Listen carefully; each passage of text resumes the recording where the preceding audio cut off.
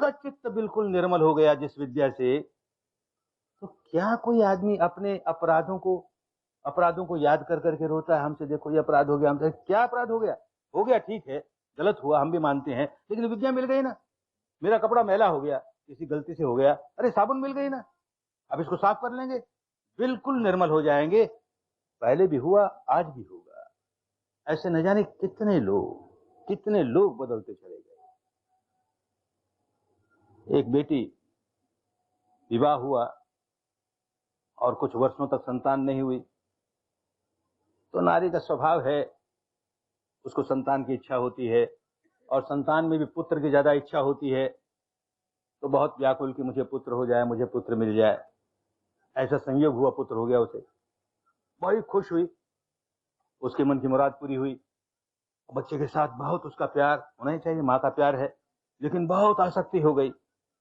और ऐसा संयोग हुआ कि 2 बरस होते होते उस बच्चे को सांप ने डस लिया और वो मर गया।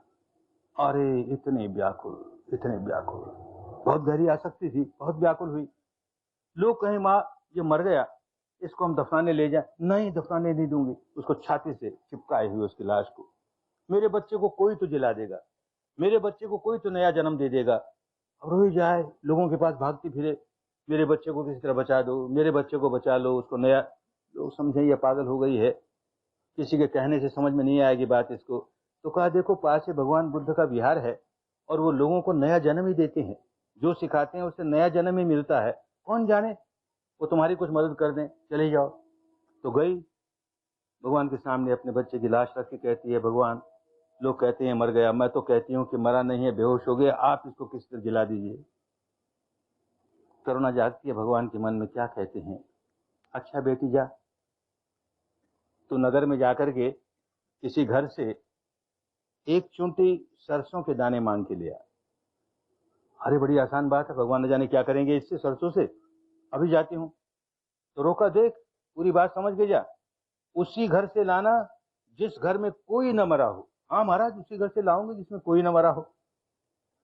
जाए घर घर, मेरा बालक मर गया, भगवान बुद्ध कहते हैं एक चुंटी सरसों के दाना ले आ, वो जिला देंगे, मुझे दीजिए। अरे एक चुंटी क्या, तो उसको पूरा बस्ता दे दें, तेरा बेटा जिए किसी तरह से। तो तुम्हारे घर में कोई मरा तो नहीं ना? तो मुंह लटक जाए बेचारे का, मरा कैसे नहीं भाई, कोई माँ मरी कि बाप मरा कि भाई मरा कि बेटा मरा, कोई मरा। जिस घर में जाए कोई मरा, कोई मरा।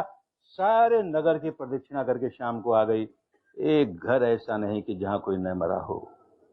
होश आ गया, भगवान के पास पहुंची, होश आ गया, उनको तो होश दिलाना था ना, होश आ गया। अरे जो जन्मता है देर सबेर मरता ही है, उसके लिए व्याकुल होने की जरूरत नहीं है। तेरी व्याकुलता निकालने का मैं रास्ता बताता हूँ, ये कर, सारी व्याकुलता दूर हो जाएगी। और यही किया, और करते करते करते संत हो गई, अरहंत हो गई। इतनी मैत्री, इतनी करुणा, मेरी जैसे न जाने कितनी महिलाएं व्याकुल हैं। अरे इनकी ये व्याकुलता कैसे दूर हो? सारे जीवन लोगों की सेवा, लोगों की सेवा इसी में लग गई। ये विद्या कैसे बांटूं, ये विद्या लोगों को कैसे मिले, लोगों के दुख कैसे दूर हो। कितनी बदल गई ये किस्सा गौतमी। ऐसे ही एक और महिला,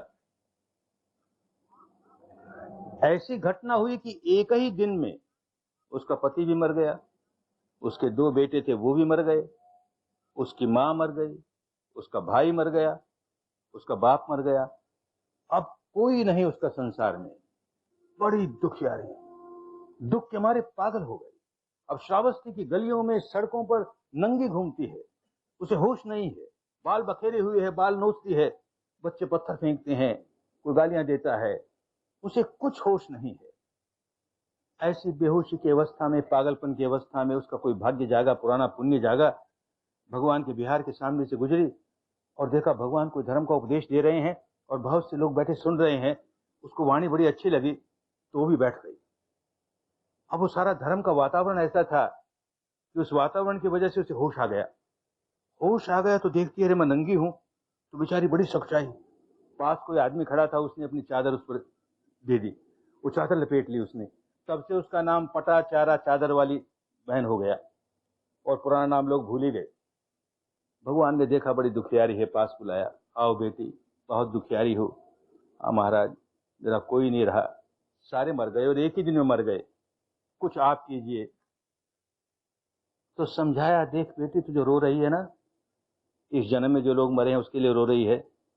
तुझे मालूम है तेरे कितने जन्म हुए हैं? गिनती नहीं उतने जन्म हुए हैं, और हर जन्म में कोई ना कोई मरा है। तेरा प्यारा कोई ना कोई हर जन्म में मरा है, और तू रोई है उनके लिए। वो तेरा सारा रोना, सारे आंसू इकट्ठे करें तो एक समुद्र खड़ा हो जाए इतना बड़ा, और जो जो मरे हैं उनकी हड्डियां इकट्ठी करें तो एक पहाड़ खड़ा हो जाए। किसके लिए रो रही है? तो अपने भीतर की व्याकुलता दूर कर। ये बार बार का जन्मना मरना, जन्मना मरना, इससे छुटकारा पा। रोने से अपने आप छुटकारा मिल जाएगा। यही विद्या सिखाई, और इस विद्या करते करते करते मुक्त हो गई, संत हो गई, अरहंत हो गई, सारे जीवन लोगों की सेवा करती रही। ये विद्या सीख करके सन्यासी हो जाए, बड़ी अच्छी बात, क्योंकि सन्यासी हुए, भिक्षु हुए तो अब और कोई जिम्मेदारी नहीं, यही काम करना है। पर जरूरी नहीं। कितनी बड़ी संख्या में गृहस्थों ने यही विद्या सीखी और अपना कल्याण किया। उन दिनों का श्रावस्ती का एक बहुत